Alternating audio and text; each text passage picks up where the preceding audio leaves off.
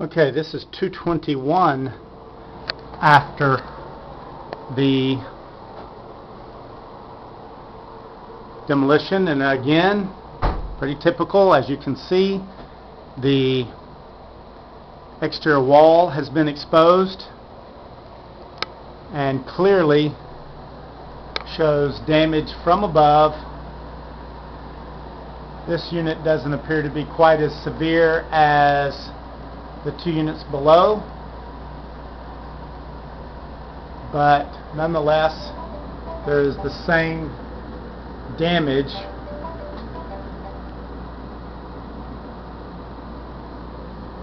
in this unit.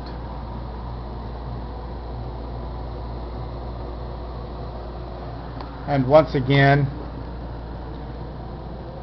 as you can see, the drywall from the wall has been removed, which will affect the finish on the interior walls.